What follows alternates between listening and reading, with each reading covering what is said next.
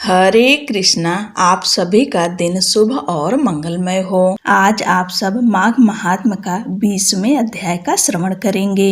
वेद निधि कहने लगे कि हे महर्षि, धर्म को जल्दी ही कहिए, क्योंकि श्राप की अग्नि बड़ी दुख कारक होती है। लोमस ऋषि कहने लगे कि यह सब मेरे साथ नियम पूर्वक माघ स्नान करें, अंत में यह श्राप से छूट जाएंगे। मेरा यह निश्चय है कि शुभ तीर्थ में माघ स्नान करने से श्राप का फल नष्ट हो जाता है। 7 जन्मों के पाप तथा इस जन्म के पाप माघ में तीर्थ स्थान पर स्नान करने से नष्ट हो जाते हैं। इस अच्छोद में स्नान करने से अवश्य ही मोक्ष की प्राप्ति होती है। राजसूय और अश्वमेघ यज्ञ से भी अधिक फल माघ मास स्नान से होता है। अतएव संपूर्ण पापों का सहज में ही नाश करने वाला माघ स्नान क्यों न किया जाए। 20वां अध्याय समाप्त हुआ। बोलो लक्ष्मी नारायण की जय। माघ मास कथा अध्याय 21। लोमस जी कहने लगे कि पूर्व काल में अवंती देश में वीरसेन नाम का राजा था। उसने नर्मदा के किनारे राजसूय यज्ञ किया और अश्वमेघ यज्ञ भी किए, जिनके खंभे सोने के बनाए गए। ब्राह्मणों को अन्न का बहुत सा दान किया और बहुत सी गाय, सुंदर वस्त्र और सोने के आभूषण दान में दिए। वह देवताओं का भक्त और दान करने वाला था। भद्रक नाम का एक ब्राह्मण, जो अत्यंत मूर्ख, कुलहीन, कृषि कार्य करने वाला, दुराचारी तथा अधर्मी था, वह भाई बंधुओं का त्यागा हुआ इधर उधर घूमता हुआ देव यात्रियों के साथ प्रयाग में आया और माघ में उनके साथ 3 दिन तक स्नान किया। वह 3 दिन में ही निष्पाप हो गया। फिर वह अपने घर चला गया। वह ब्राह्मण और राजा दोनों एक ही दिन मृत्यु को प्राप्त हुए। मैंने इन दोनों को बराबर इंद्रलोक में देखा। तेज, रूप, बल, स्त्री वस्त्र और आभूषणों में दोनों समान थे। ऐसा देखकर उसके महात्म को क्या कहा जाए। राजसूय यज्ञ करने वाला स्वर्ग का सुख भोग कर फिर भी जन्म लेता है, परंतु संगम में स्नान करने वाला जन्म मरण से रहित हो जाता है। गंगा और यमुना के संगम की हवा के स्पर्श से ही बहुत से दुख नष्ट हो जाते हैं।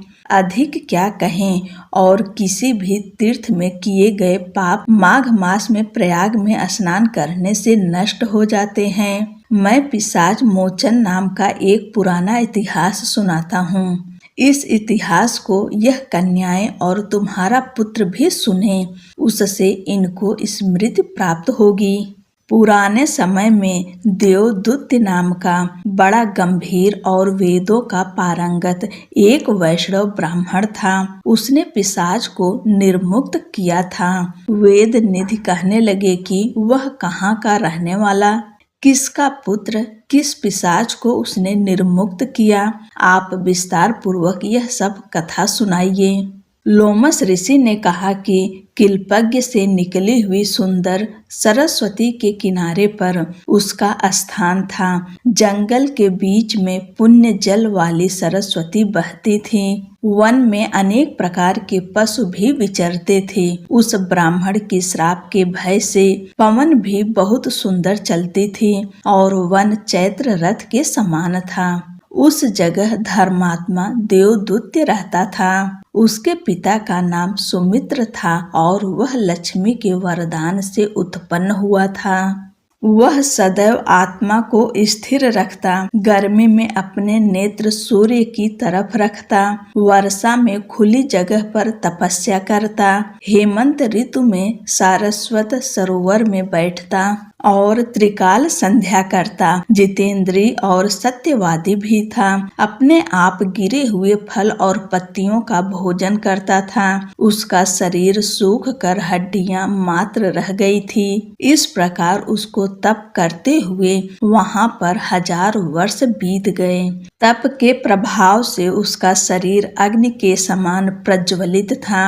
विष्णु की प्रसन्नता से ही वह सब कर्म करता।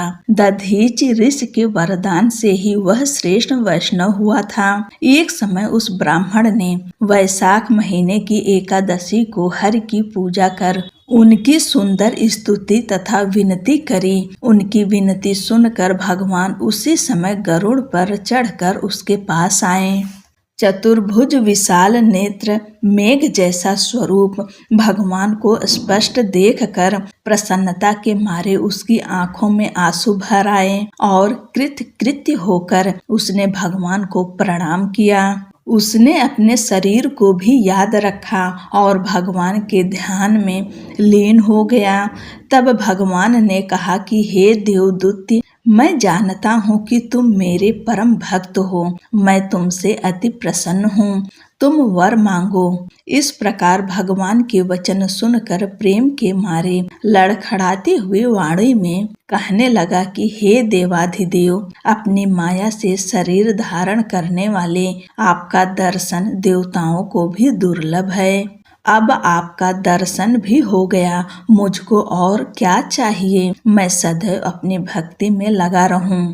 भगवान उसके वचन सुनकर कहने लगे कि ऐसा ही होगा। तुम्हारे तप में कोई बाधा नहीं पड़ेगी। जो मनुष्य तुम्हारे कहे गए स्तोत्र को पढ़ेगा उसकी मुझसे अचल भक्ति होगी। उसके धर्म कार्य सांगोपांग होंगे और उसकी ज्ञान में परम निष्ठा होगी। बोलो लक्ष्मी नारायण की जय। 21वां अध्याय समाप्त हुआ। अगला अध्याय अगले के वीडियो में सुनेंगे। तब तक के लिए जय श्री कृष्ण, राधे राधे।